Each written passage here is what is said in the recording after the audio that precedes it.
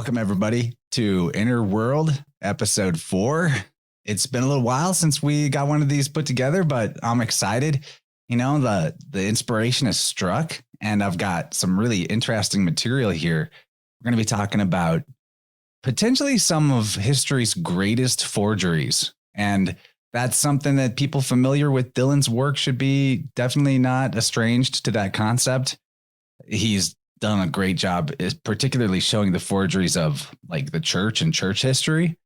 And I'm super into continuing to pull that thread maybe in the next episode, because I've actually got about 3 times more material on this subject than what I'm fitting into this conversation. So this is like the tip of the iceberg stuff.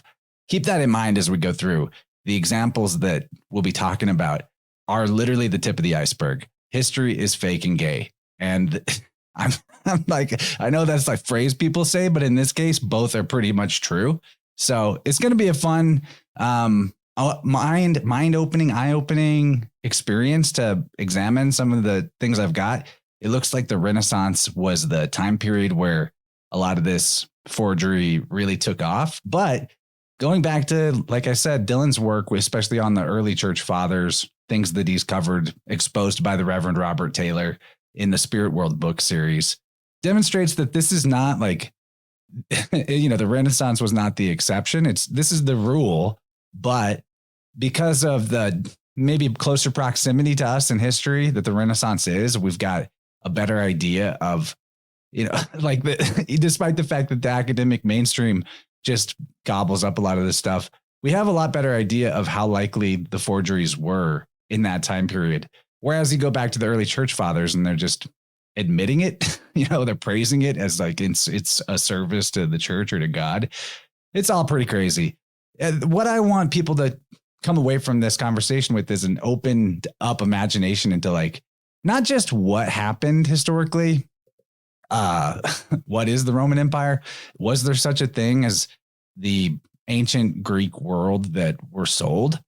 It seems like a pretty crazy bow to draw, but as you start to look at sources piece by piece and where documents, manuscripts seem to have come from, the question becomes really wide open that potentially everything we know about history is wrong. Potentially even the year that we think it is wrong. Now that's something we'll talk about maybe more in a future episode. I'm not ready to go there yet, like challenging the numerical chronology of it all, but this is pretty exciting stuff. Because if we're upside down about history, it definitely makes sense that we'd be upside down about modern society. And I'm excited to rectify the record, or at the very least, be ready to toss out that which isn't real. It doesn't take away all value from certain texts if they're forgeries. There could be allegorical truths. Definitely, you can still pull out the keys and fingerprints of the universal priesthood system and astrotheology from these things, or maybe there's even philosophy involved that is at least true allegorically, right? So I we don't have to throw all the babies out with the bathwater, but this is a huge can of worms to open up. Dylan, I want to kick it over to you. What you think about, forged history, especially of your homeland, Rome and Italy?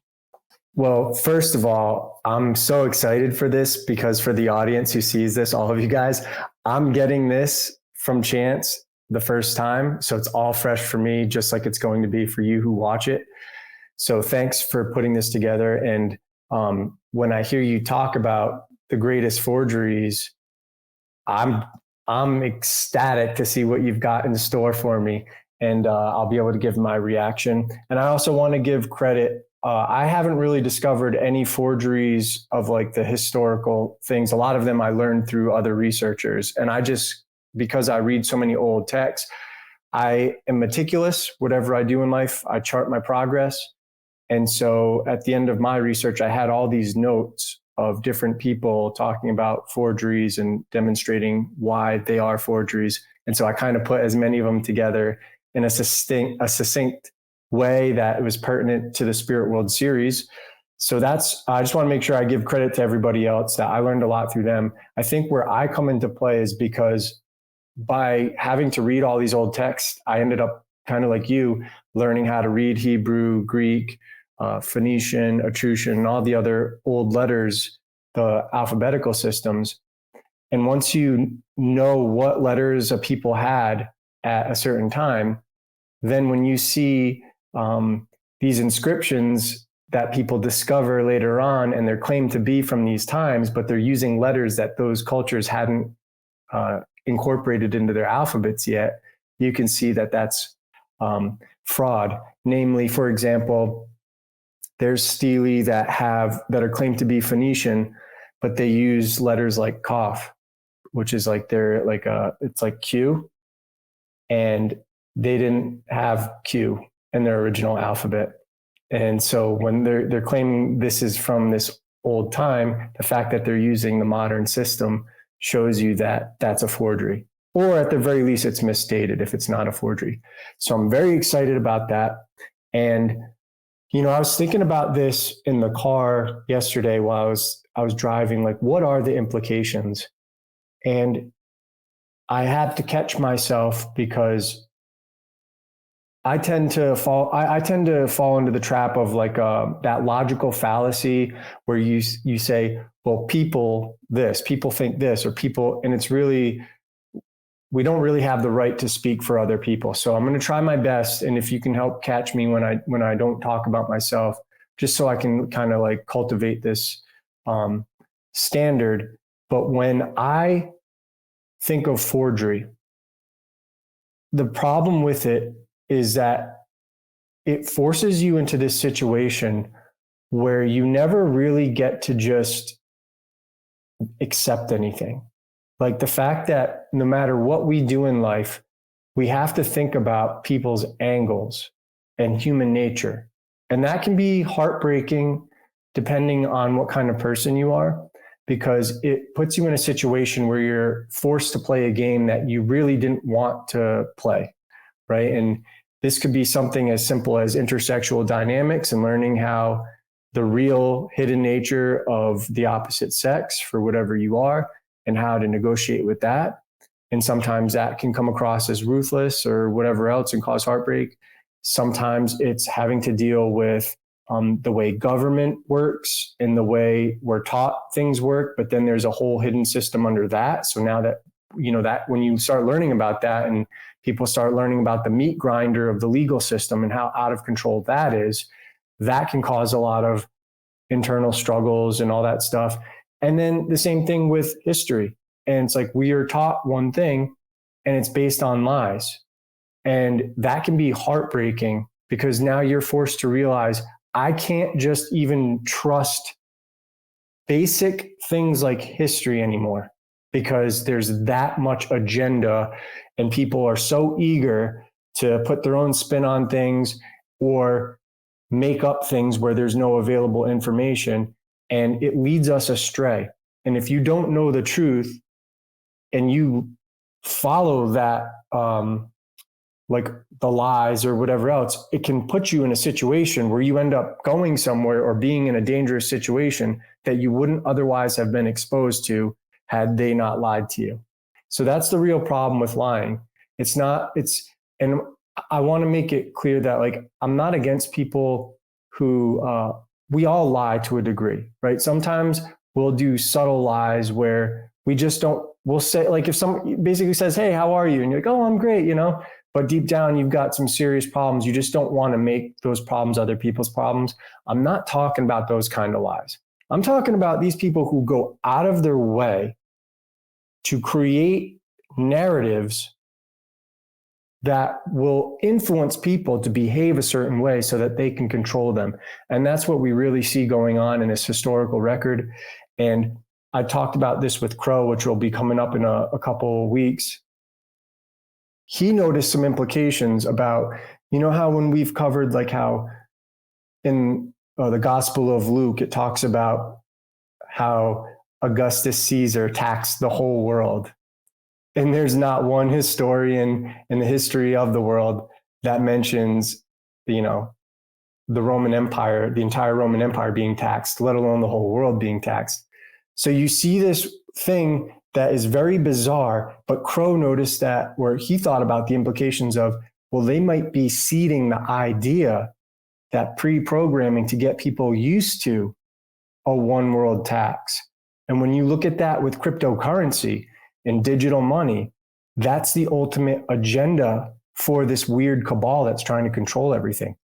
And if the money is not off the record and physical, and you can do what you want with it and have that privacy that our ancestors have enjoyed for, the entirety of our nation for the most part, once you get rid of that physical transaction, they now have control. And it's kind of like the same thing with the printing press. Or the homosexual inappropriate behavior with underage people in the Greek philosophers, Roman emperors, leaders, generals, whatever. Like a lot of that could be fake. I mean, a lot of it is demonstrably from forged documents. So is that also a seeding of an idea to make it more acceptable? Dude, you just gave me chills. Because now I'm thinking about this. It's like normalizing. What did they call that? Like moving the Overton window. Yeah. It's like normalizing this weird, creepy, predatory behavior so that you get in this mindset that that's the way it is. That's how it's always been. And we just got to take it. And we talked privately before we started recording. When you're looking at some of these people you're going to be covering, they have this creepy, inverted physiognomy. Yeah. And the thing that by the time you're an old person, you have the face you deserve. And if you're like a creepy, dishonest, or even like predatory person, the old guy starts to have like this weird long hooked nose, and his earlobes are dragging down to his shoulder blades, and they get wolf ears, and they get these like snaggle teeth, and their eyes get beadier. Dude. But think of an old dude, that's like awesome and always been a good dude. And he looks, continues to look like your ancestor on the book cover. Still looks like a reputable, handsome fella. Yeah. And he was like in his 70s, I think, during that. So yeah, it's like those Star Wars games where if you choose the dark side too many times, your character starts to look more evil. That's real life, guys. I think it is, because if you think about it just from like a mental aspect, how much your mind impacts how the rest of your body functions, I think that's what it is. And there's no fooling the subconscious. So you can lie to yourself, right, and try to paper over or cover everything up and build these emotional walls. But somewhere deep down in there, your body knows the wrongs it committed, or your mind knows the wrongs. And what gave me chills looking at these people that you showed me is they remind me of the behind the scenes type people that you see in Hollywood. And they're not exposed to the public. The public never sees these people, unless sometimes you'll see them like at a table at an award show. So if you know who they are, you can identify them, but you as a viewer at home, you have no idea who these people are. But there was this really creepy, like socially uncalibrated / poor hygienic, not really good I just don't know how to explain it. I look at all the finer details of everybody I'm around, including I'll look into your ears to see if your ears are fucking grimy. So I look at I look at your fingernails. I pay attention to every little detail about people because it tells me everything I need to know about them. And when I see this, there's a lot of this grimy, weird, and almost like misshapen type of people running things in Hollywood, and they're creepy. And then you see this filter to all this stuff that's coming out with certain producers that we're not going to talk about because I don't want to open us up to any lawsuits or anything, or just even be associated with them in search engines. But this stuff has been going on for a long time. And I've met people, that famous one that is happening right now that we won't say. I met a girl over a decade ago, and she told me she saw him in the club in a back room getting what from a little young white boy. And this is a black woman that told me this. And she had no agenda. We were hanging out on a set. We met on a set. So this stuff it's been out there for a long time. And there's a whole system in place that covers it up and that sets it up. And then you're seeing in this power structure that they intentionally elevate the untalented people, because without the producing element, these untalented people would suck and wouldn't get any airplay and could never generate their own followings on their own. Whereas the real talented people, you can kick them off. Someone like Owen, for example, you can kick him off and he'll just go do his own thing with his own crowd because he crushes and people actually like him. Whereas everybody else has this like fake element where they need the system to pretend and create a perception that everybody likes them, because that's how the feminine mind works. And then I want to add to that. Well, because we're getting a little in the weeds, but this is actually a great point to illustrate that this is exactly how the academic mainstream historical narrative is propped up too. On its own, it has really no merits that allow it to stand, that you can poke holes in things left, right, and center, and it would just fall apart. But because there's this system already in place that holds it up, that is what gives it the longevity and staying power. And, even beyond that, the fact that so much work has been done based on works that can be, if not fully demonstrated to be faked or forged, at least be highly questionable in their origin, that, and then you have the movies and all the pop culture that continues to prop up the worldview that we've been given, that it becomes really monolithic and difficult to shake the foundations of people's perception of history. But it's exactly the same way as like the entertainment industry. There's an entire academic or history industry, and has been for a very long time. When we go back to the Renaissance, it's characterized by the interest in classical culture. But we could look at that with a different perspective and say the Renaissance could be characterized by the creation of the idea of the classical culture. And that's a really different thing. In either case, the whole artifacts and manuscripts from the ancient world were a fad. And we'll talk more about that. But there's absolutely, without completely falling prey to the fallacy of appeal to motivation, there's obvious motivation to create stuff out of thin air, like financially, reputationally, all of that. So I just want to add one thing, because it is in the weeds, but it's totally pertinent to this. So when I was about to say the feminine mind, there is something that we all need to be aware of, because it's a loophole that gets exploited.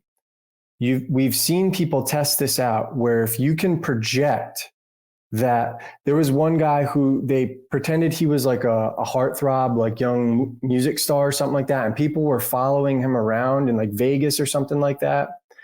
And he wasn't a real artist, but because they created this appeal, all the young women started flocking to him, and were even calling his name out for like autographs or whatever, and pretending like they knew who he was to get close to them. So there is this, and it falls under the realm of appealing to authority. Right. Whereas and this social construct, if you can create the perception that somebody is popular, that this is right, that this is like the good thing, if enough people look at it like that, it's like a self-fulfilling thing where everybody is attracted to that. Whereas like you could be the best man. And that applies to what is right and true. Like, this is what really happened. This is history, etc. And you could be the best man, you could be better looking, you could have all your ducks in a row, but this other person appears to have more social proof than you because they're good at socializing or faking it till you make it type of deal. And that person will bypass all the filters and be a more attractive option so this is why perception is everything. And so keep these things in mind. And it's not to knock feminine nature, but it is a feminine thing. Whereas guys, our masculine nature is more or less being able to stand up and walk away from the crowd and do his own thing. Whereas women don't really have that option, because going back to our ancient past, and like tribe nature and, being separated from the tribe is like death. So it's just something to be mindful. A man can have the feminized traits, and a woman can have the masculine individualism. And as they sink the collective like testosterone levels, we're becoming more feminized. And so if you understand this, we're going to be more susceptible to these tricks. That's the whole point of this. And that's why it matters. Cool, man. What a rousing introduction we've done here. And I think that's a good point to even just cut it for the free preview. We're going to open this by talking about one of the so-called greatest of the historians of the early Roman Empire, Tacitus. And that's a name I'm sure a lot of you guys have heard. We're going to look into where did the manuscripts come from that allegedly demonstrate that he even existed and that the information that we have from those manuscripts is true or verifiable. So that's where we're going to begin. If you guys are curious about all of the death by 1,000 cuts attack we're about to make on the history of ancient Rome, it's going to be on Dylan's Substack or on my Patreon or my YouTube membership. Those are the ways you can get it. Dylan, you got anything to say to the free preview crowd before we dig into the meaty stuff? No, come on over. It's great. And what was nice about what me and Chance are doing, or Chance and I are doing, is you don't have to be subscribed to both of us to get this. So Chance's people go on his YouTube. He's got a paid member section now so all of his private stuff will also be viewable on YouTube, on his Patreon. And I think you have one on Rockfin, if I'm not mistaken. And yeah, but we're not putting this on Rockfin because it's not this is only on the other two, because Rockfin is a collective pooled. Oh, I thought you system. had a private channel there. Okay, my bad. So yeah, so it's just those, and then on mine and my Substack. And so if you're already subscribed to Chance, you won't have to, don't worry about subscribing to me. But if you're my people and you haven't subscribed to me, like as a paid member or Chance, come on over to mine, and then you can get it that way. But it's good if you're on both, because you get Dylan's amazing constant articles and you get my premium content. So good times. All right. Goodbye, everybody on the free side.